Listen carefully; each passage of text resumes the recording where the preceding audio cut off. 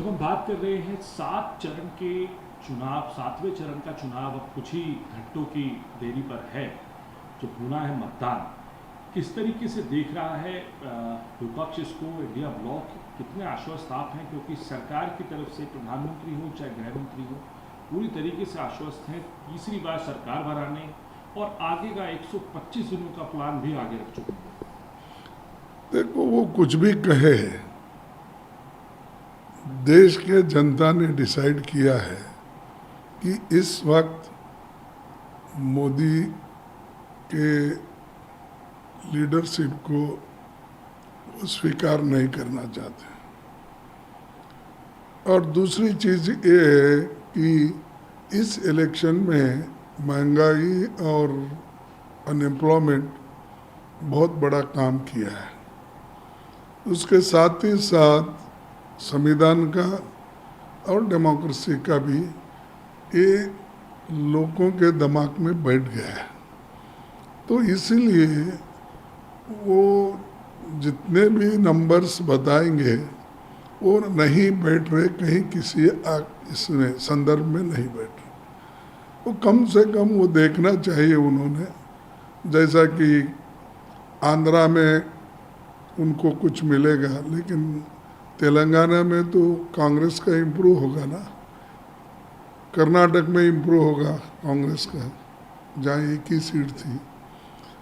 फिर इसी तरह से केरला, तमिलनाडु तो बढ़त है ही है, महाराष्ट्र में बढ़त है। जब हर जगह हमारी बढ़त है, राजस्थान में बढ़त है, छत्तीसगढ़ में हमको बराबरी के सीट मिलने का है, मध्य प्रदेश में हमको 2 थे, 1 बढ़ेंगे, वहाँ पर भी कम तो नहीं होंगे।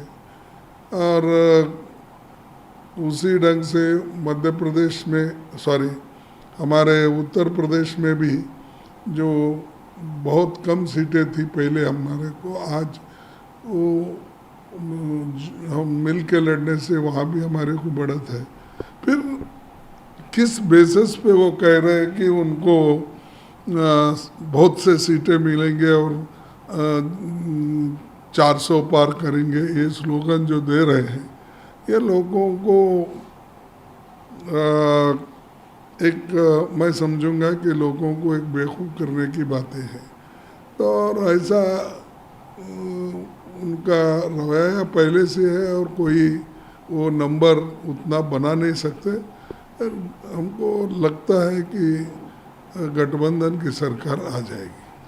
सर, आप लोगों का मैनिफेस्टो हो और आपने कहा संविधान, एक रिजर्वेशन भी बड़ा मुद्दा रहा है पूरे चुनाव में, प्रधानमंत्री के भाषणों में हो कि रिजर्वेशन जो है हम किसी को लेने नहीं देंगे, आप लोग अपीजमेंट करना चाहते हैं।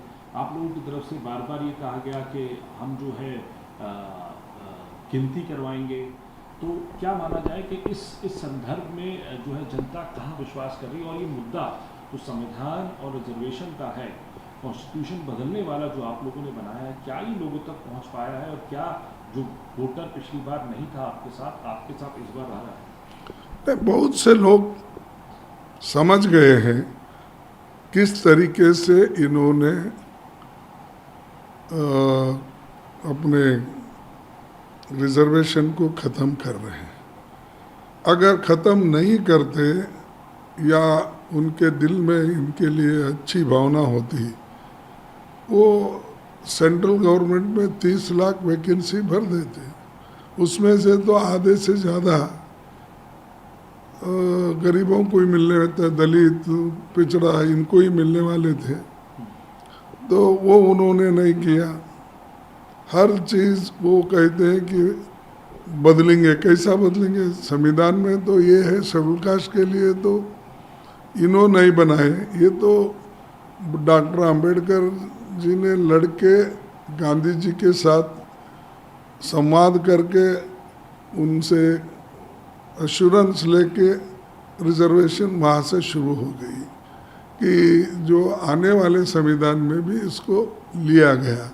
जिसको इससे पहले जो हुआ था वो पूना पैक्ट में बातचीत हो गई थी और वो आगे बढ़ी और आगे बढ़ने के बाद सभी ने माना, पंडित और महात्मा गांधी जी ने सबको मनवाया, पंडित जवाहरलाल नेहरू जी को, वल्लभ भाई पटेल को, सभी को मनवाने के बाद आखिर में ये रिजर्वेशन क्लॉज कॉन्स्टिट्यूंट असेंबली के डिबेट के बाद आया। इनका क्या है उसमें, इन्होंने क्या कहा, मेहनत तो किए डॉक्टर बाबा साहब अम्बेडकर और पंडित जवाहरलाल नेहरू, ये सभी ने स्वीकार किया, उसको स्वीकार करके वही चल रहा है। 10 साल एक्सटेंशन होते।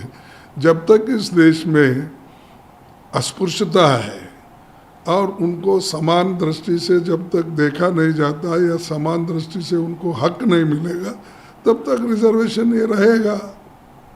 लेकिन आप लोग भी तो लगाया कि आप मुस्लिम अपीजमेंट कर रहे हैं, आप उनका हक जो छीन के जो है माइनॉरिटीज को देंगे। अरे छीनने का सवाल नहीं, उसमें ये proportionate to the population of SC ST इस हिसाब से देते हैं, उनका छीन के इनको कैसा दे सकते हैं? हाँ, जो भी असेंबली और पार्लियामेंट सीट, आज जिला पंचायत सभी में क्या है, reservation proportionate to the population है, उस प्रोपोर्शनेट देते हैं। और MP सीट, MLA सीट, जिला पंचायत अध्यक्ष, म्यूनसिपालिटी, वो भी प्रोपोर्शनली करते हैं। इनका छीनने का कहाँ गया अभी?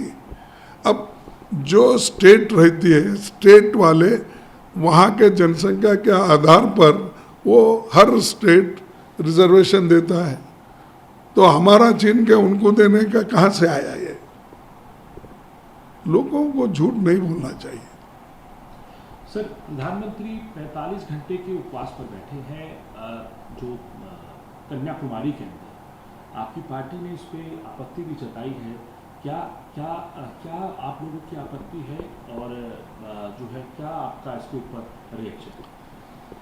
देखो, हम पॉलिटिक्स करते हैं ना, जब राजनीति में आते हैं, राजनीति में धर्म को और राजनीति को एक जगह नहीं लाना चाहिए, उसको अलग अलग करना चाहिए। एक धर्म का आदमी तुम्हारे साथ हो सकता है, दूसरे धर्म का आदमी तुम्हारे खिलाफ भी हो सकता है।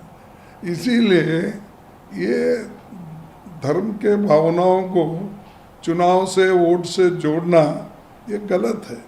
और इलेक्शन कमीशन खुद ये कही है, और उन्होंने खुद कहे हैं, कौन अपने नहीं अपने मोदी जी कि ये लाना नहीं, ये नहीं करना, ये सब पहले बोले हैं भाषण में। लेकिन आज वो जाकर गोवा में जाके, कन्याकुमारी में जाके बैठ के ये जो करने का नाटक कर रहे, इससे अब 2000 4000 कितने पुलिस हो, 10,000 तक वहाँ पर लोगों को लगा रहे ड्यूटी। कितना देश का पैसा खराब हो रहा है। और उन्होंने ये जा रहे हैं कि वो अभी कोड ऑफ कंडक्ट है, क्या चलते गए वहाँ पर? फ्लाइट में ही गए ना, और इनके पीछे 2-4 फ्लाइट, हजारों गाड़ियाँ, हजारों पुलिस, इसका खर्चा कौन देगा? कोड ऑफ कंडक्ट एक तरफ है और एक तरफ आप ध्यान करने के लिए विवेकानंद रॉक में जाके बैठने का जो दिखावा कर रहे हैं, इससे देश का उल्टा नुकसान होता है, कोई फायदा। अगर आपको भगवान के इसमें श्रद्धा है तो घर में बैठ के करो ना, वहाँ पर तो आपको नहीं लगेगा खर्चा, 10,000 पुलिस नहीं लगेगी और इतने विमान का जाना आना नहीं लगेगा और ये सब चीज़ें।